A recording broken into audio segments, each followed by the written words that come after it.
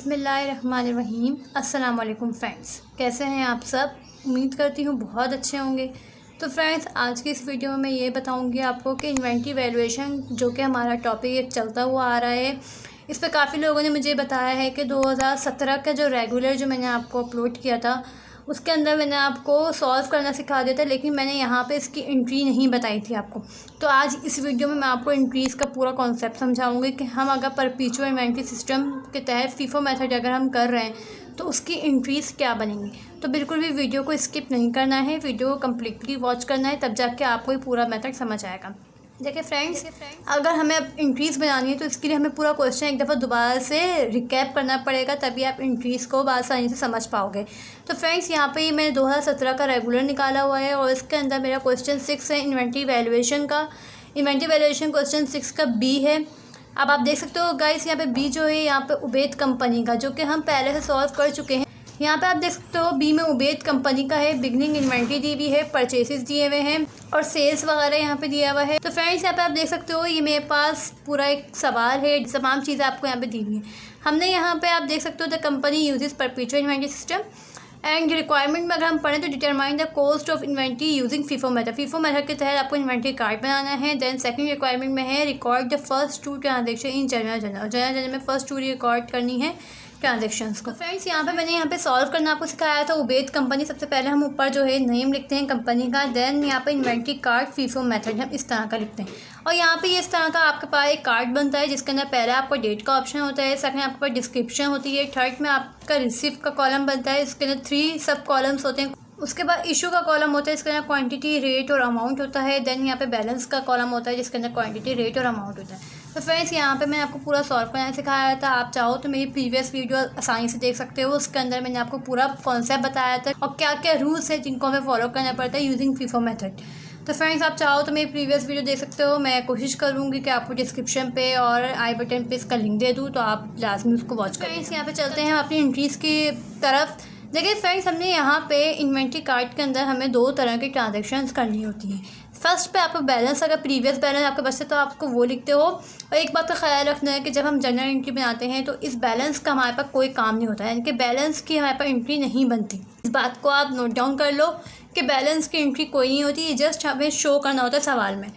Then आपके पास friends यहाँ पे हम 2 तरह की ट्रांजेक्शन करते हैं। एक या तो हम इन्वेंटरी को परचेज़ कर रहे हैं और उसको सेल कर रहे हैं, एक या परचेज़ कर रहे हैं और एक सेल कर रहे हैं। यही तो आपको ट्रांजेक्शन इस सवाल में दिखेगी। तो फ्रेंड्स, जनरल एंट्रीज़ की तरफ हम आ जाते हैं। ये फ्रेंड्स, जनरल एंट्रीज़ बनाने का क्या तरीक़ेकार है। अगर आप फर्स्ट एंट्री देखो, अगर आप अपनी टेन्योर खोलो उसके अंदर अगर आप फर्स्ट एंट्री देखो तो आपके पास यहाँ पर आपको देखने को मिलेगी, आपको पहले रिक्वायरमेंट में बोला जा रहा है record the first 2 transaction general. First 2 transaction हमें जनरल में बनानी है। तो यहाँ पे हमारे पास फर्स्ट एंट्री जो है, अगर आप कह रहे हो कि फर्स्ट मार्च को बैलेंसेस है तो बैलेंस की एंट्री मैं आपको पहले बता चुकी हूँ, बैलेंस की कोई एंट्री नहीं बनती। इसका मतलब ये है कि आपको यहाँ पे कंफ्यूज करने के लिए बोला गया है कि फर्स्ट 2 एंट्रीज़ आपको रिकॉर्ड करनी है। तो फर्स्ट 2 एंट्रीज़ का मतलब ये है कि आपको वो एंट्रीज़ रिकॉर्ड करनी है जो यहाँ पे ट्रांजेक्शन हुई है।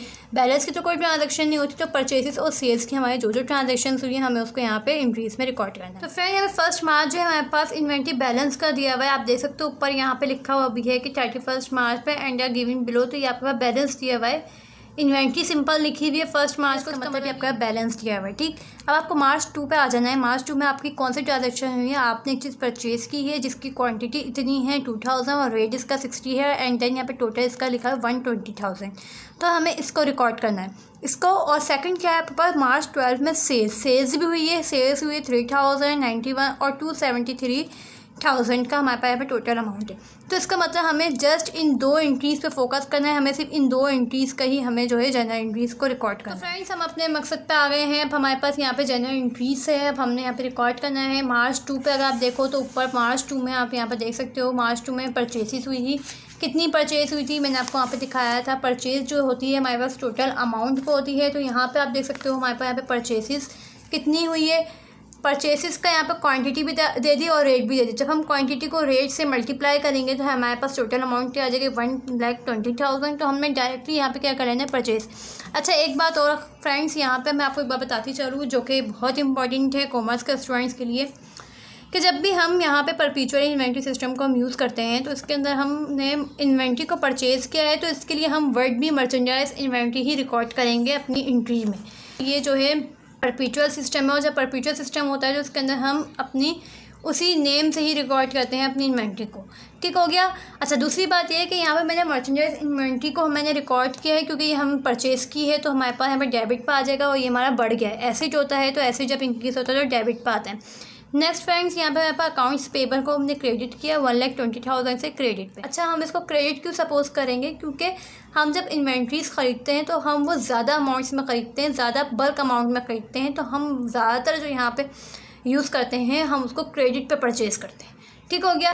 तो हमने यहाँ पे लिख दिया मर्चेंडाइज इन्वेंट्री यहाँ पर एसेट थी, हमारे बढ़ गई है, तो इसलिए हमने यहाँ पे इसको डेबिट में लिखा। नेक्स्ट यहाँ पे अकाउंट्स पेबल को हमने क्रेडिट पे लिखा और हमने 1,20,000। अगर यही इन्वेंट्री कैश पे होती तो मैं यहाँ पे कैश को क्रेडिट करती। नरेशन लिख देंगे to record purchase merchandise. Next यहाँ पर सेकंड थी, हमने दो एंट्रीज हमने रिकॉर्ड करनी है, तो हम यहाँ पे देख सकते हैं सेकंड एंट्री हमारे पास सेल्स की थी, क्वांटिटी दी हुई है हमारे पास यहाँ पे, और यहाँ पे हमारे पास रेट दिया हुआ और इसके टोटल जो अमाउंट दी हुई 2,73,000, तो हमें यानी कि इससे रिकॉर्ड करना है। अच्छा, जब आप सेल्स की एंट्री बनाते हो तो आपको दो एंट्रीज़ बनानी पड़ती हैं। जब भी आप कोई चीज़ सेल करते हो तो आपको दो एंट्रीज़ लाजमी बनानी पड़ती हैं, और वो दो एंट्रीज़ कौन सी होती हैं, एक आपको कॉस्ट ऑफ गुड्स सोल्ड को रिकॉर्ड करना होता है और सेकंड आपको सेल्स को रिकॉर्ड करना पड़ता है। अच्छा, कॉस्ट ऑफ गुड्स सोल्ड को मैंने क्यों कहा है, क्योंकि हम जब सेल्स करते हैं तो हम उस अमाउंट की जो हमने अपने पास से बेच दिया, जो अमाउंट हमने अपने पास से बेच दिया उसकी कॉस्ट को पहले रिकॉर्ड करते हैं। नेक्स्ट जितनी हमारी जो सेल हुई है हमें उसको रिकॉर्ड करना होता है। तो हम अगर यहाँ पे कॉस्ट ऑफ गुड्स सोल्ड को डेबिट करते हैं और मर्चेंडाइज को क्रेडिट करते हैं 1,58,000 से 1,58,000 ये अमाउंट कहाँ से आई। सबसे पहले देखो कॉस्ट ऑफ गुड्स सोल्ड हमारे यहाँ पे इन्वेंट्री कार्ट में देखो तो ये अमाउंट होती है, जो इशू की जो अमाउंट होती है वो हमारे पास कॉस्ट ऑफ गुड्स सोल्ड कहलाती है। जो हमारे पास रिसीव की अमाउंट होती है, जितना हमने रिसीव किया वो हमारा टोटल परचेज कराता है, और जितना बैलेंस होता है वो हमारी टोटल कॉस्ट कराती है, जो कि टोटल मर्चेंडाइज इन्वेंट्री की एंडिंग कहलाती है। तो हमने जितना इशू किया, हमने सेल्स किए ना, यानी कि हमने मर्चेंडाइज इन्वेंट्रीज को इशू किया था सेल के लिए, तो वो हमारे पास कॉस्ट ऑफ गुड्स, यानी कि हमारे पास कितनी कॉस्ट आ गई है उसको हमने टोटल किया है। जो माल बिकने के लिए जा रहा है उसको हमने उसकी कॉस्ट को मालूम किया है। समझ गए। अब आप देख सकते हो हमने यहाँ पे मार्च 12 की हमने एंट्री बनानी है, तो हम अगर इन्वेंट्री कार्ड पर आएँ और मार्च 12 को देखें सेल्स हुई है और कितनी सेल्स हुई है, कितनी क्वांटिटी हमारे पास सेल हुई है। तो हम मार्च 12 को देख रहे हैं, तो मार्च 12 में सेल्स जो है हमारे पास हुई है वो एक 1,10,000 की हुई है और एक हमारे 48,000 की हुई है। तो अगर आप इन दोनों को प्लस कर लेते हो तो आपके पास टोटल जो अमाउंट बनता है कॉस्ट ऑफ गुड्स सोल्ड की, वो हमारी बनती है 1,58,000। तो हम कॉस्ट ऑफ गुड्स सोल्ड में कौन सी वाली अमाउंट लेंगे, जो हमारे यहाँ पे टोटल जो बन रही है अमाउंट, तो हमने वो यहाँ पे लिख दी 1,58,000 को। कॉस्ट ऑफ गुड्स सोल्ड को इसलिए डेबिट किया और मर्चेंडाइज को इसलिए क्रेडिट किया क्योंकि मर्चेंडाइज हमारे पास से कम हो रही है और हमने अपना माल बेचने के लिए भेज दिया, ठीक है, अपने स्टॉक से निकाल दिया उस माल को, तो इसलिए हमारे पास कॉस्ट ऑफ गुड्स सोल्ड क्या हो गई, डेबिट हो गई, और मर्चेंडाइज हमारे पास कम हो गई 158 से, तो हमने यहाँ पे 158 को हमने यहाँ पे क्रेडिट कर दिया। अब नेक्स्ट जो है हमारे पास, अब हम बनाएंगे सेल्स की एंट्रीज में हमेशा दो एंट्रीज बनती है, कॉस्ट ऑफ गुड्स सोल्ड बना ली और एक बनती है आपकी सेल्स की। अब सेल्स भी हमें नहीं पता कि हमने कैश पे बेची है या क्रेडिट पे बेची है, तो हम उसको भी क्रेडिट ही सपोज करेंगे। तो गाइस यहाँ पे आप देख सकते हो कि मैंने यहाँ पे अकाउंट रिसीवेबल को डेबिट किया और सेल्स को क्रेडिट किया। अब यहाँ पे जो अमाउंट आएगी वो आपके सवाल वाली आएगी, जितनी आपके पास अमाउंट, जितनी आपके पास क्वांटिटी थी और जितना आपके पास रेट था। सेल्स में आपका 3,000 आपके पास क्वांटिटी थी और रेट कितना था 91 था, तो 3,091 को मल्टीप्लाई करेंगे तो कितना बन जाएगा 2,73,000। तो यानी कि इतने की आपकी क्या हुई है, सेल हुई है। सेल्स हम करेंगे अकाउंट रिसीवेबल डेबिट 2,73,000 से, और सेल्स को हमने 3,000 क्वांटिटी और रेट को मल्टीप्लाई किया, तो यहाँ पास टोटल जो अमाउंट आती है 2,73,000 की, वो हमने यहाँ पे रिकॉर्ड कर दी। तो जब भी आपको सेल्स की एंट्री रिकॉर्ड करनी हो तो आपको यहाँ पे दो एंट्रीज बनानी होंगी, उन दो एंट्रीज को आपको रिकॉर्ड करना ज़रूरी है, और परचेसेस में हमारी जस्ट एक ही एंट्री बनती है। तो गाइस उम्मीद करती हूँ वीडियो अच्छी लगी होगी और आपने पूरा इन्वेंट्री कार्ड को अच्छे से समझा होगा।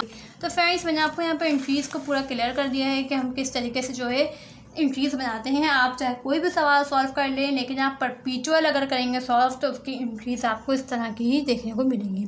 तो फ्रेंड्स उम्मीद करती हूँ वीडियो अच्छी लगी होगी। जल्दी से एक लाइक कर दो, सब्सक्राइब कर दो, बेल आइकन को प्रेस कर दो, ताकि मेरी आने वाली तमाम वीडियोस आप तक सबसे पहले पहुँचे और आप जल्द से जल्द इससे फ़ायदा उठा सकें। चलती हूँ अपने लेक्चर को एंड करती हूँ, इंशाल्लाह मिलती हूँ नेक्स्ट वीडियो में। जब तक के लिए अल्लाह हाफिज़।